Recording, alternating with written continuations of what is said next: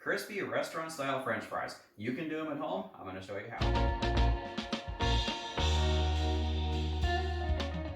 So our story with French fries goes back to 1987 in Boardman, Oregon. There was a place called the C&D Drive-In, which my grandfather-in-law liked to go for hamburgers and French fries. He sent my father-in-law there one day to get food for his family. My wife, who was 1 year old at the time, was just at the point where she was ready to start eating grown-up food. And my father-in-law got burgers for he and his wife and fries, and the plan was to share a little bit of his hamburger with my wife and share some of the fries. And that turned into my wife having quite a bit of my father-in-law's burger, and she just absolutely fell in love with the French fries, including dip, by encouragement for parents, into ketchup. And dipping her fries in ketchup is something she does to this day, and cheeseburgers and French fries are her favorite food to this day. So that's the backstory of why this is a family favorite. Fast forward to now, and whenever I make homemade French fries, all my kids just swarm the bowl because they can't get enough of Daddy's homemade fries. Alright, so the first thing you need when you're going to make French fries, obviously, is potato. These are just plain old russet potatoes. They make really good French fries, and they're really easy and inexpensive to get. So to cut these, you're going to cut them basically like you're going to cut a carrot. So I've already peeled them, and I'm going to take, this is actually my bread knife, but it's the one I prefer to use when I'm cutting French fries because it's nice and thin and makes really precise cuts. So first thing we're going to do is we're going to cut it right in half, okay? And just like when you're doing carrots or any other round thing, that gives you a nice flat base in order for stability. Now from here, we're going to make some cuts through the potato to whatever thickness you want your fries to be. So I'm going to do that, and do this to the other side. This back and forth through. And now that we've done that, I'm going to take a couple pieces, take my 2 flat pieces, and stack them up, and I'm going to cut them one more time into fries. Finish up with those. I'll show you again just a single layer. This side I can just cut in half.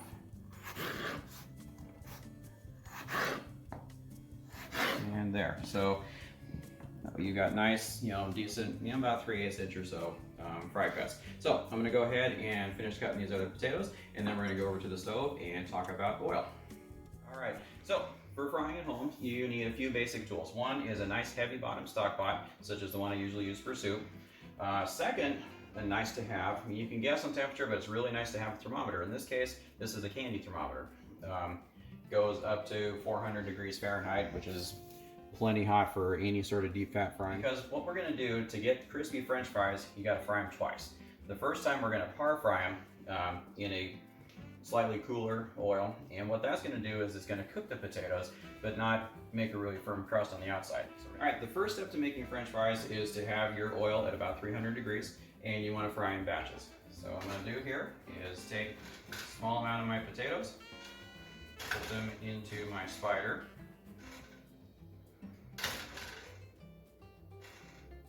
I'm going to gently lower those down into the oil. Stir them a little bit to break them up. Then we're going to leave them alone until they're cooked through. All right, so the potatoes have been in for about a minute, and despite stirring them at first, they've all kind of clumped up in a little mass here on the edge of the pot. Now that's okay. Resist the urge to get in there and start breaking them up, because what's happening is the potatoes are getting pretty soft at this point. And if we get in there with our spider or with a pair of tongs and try to break them up, all we're going to do is mash our potatoes. So just keep the faith, and they will float apart as they cook.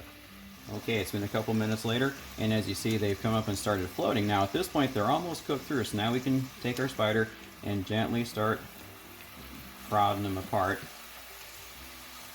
Break them up so they finish cooking evenly. So we're going to let these go for about another minute or so, let them get some color on them, then we're going to go ahead and pull them. All right, so we are to the point where we can go ahead and pull our fries out. Now these are only partially cooked, okay? They look crispy and they sound kind of crispy right now, but as they cool off, they're going to get as limp as a noodle, and that's by design. What we've done here is we've cooked the potato, but we haven't made it crispy. So we're going to heat the oil up to about 350, 360 degrees. Then we'll do one more fry to make it nice and crispy on the outside. You while our oil's heating back up, let's talk about toppings. Now, there's nothing wrong with just going with good old salt and pepper.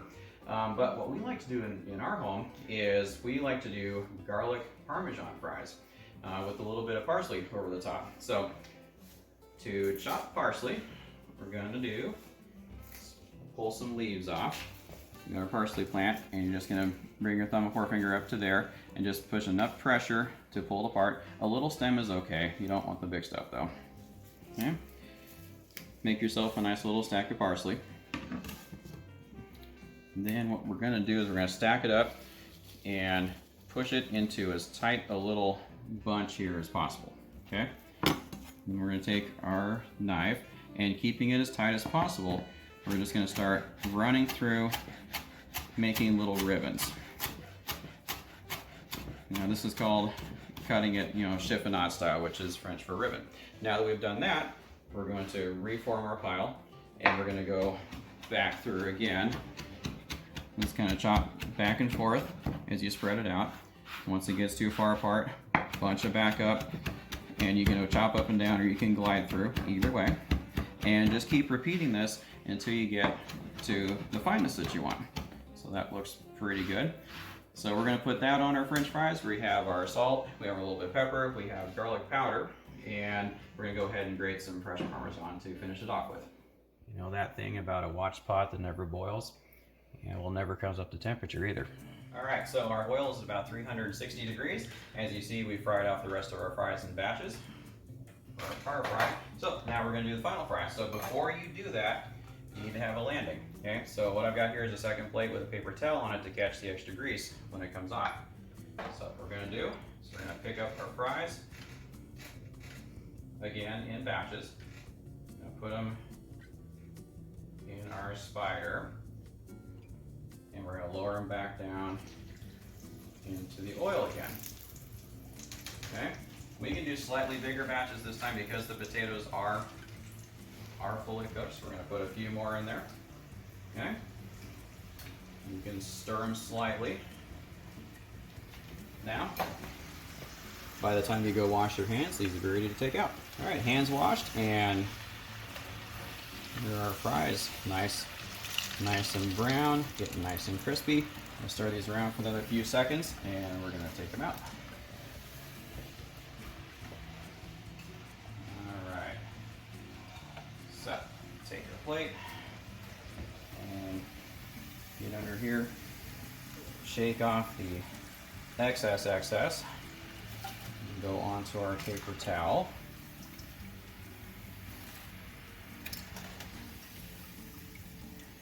And like I said before, when topping French fries, you can do just about anything. Salt and pepper and ketchup.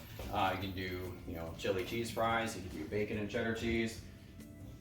You could add brown gravy and cheese curds, and then the Canadian classic poutine. I mean, really anything you want to do. But no matter what, the time to season it is when they're piping hot, freshly out of the oil. So we're going to go ahead, while it's still on the paper towel, we're going to go ahead and put some salt and some pepper on there. Okay. Then also, with our garlic, we're going to go ahead and spritz it with a little bit of garlic powder. You could use chopped garlic if you want, but this is more readily on hand in my kitchen, so we're going to do that. Now, we're going to shake it a little bit on the paper towel, kind of mix it a little bit, then bring it off onto our plate. Okay, and down a little bit. Now to finish it off, we're going to go ahead and top it with our shredded Parmesan and a little sprinkle of parsley and garlic Parmesan fries.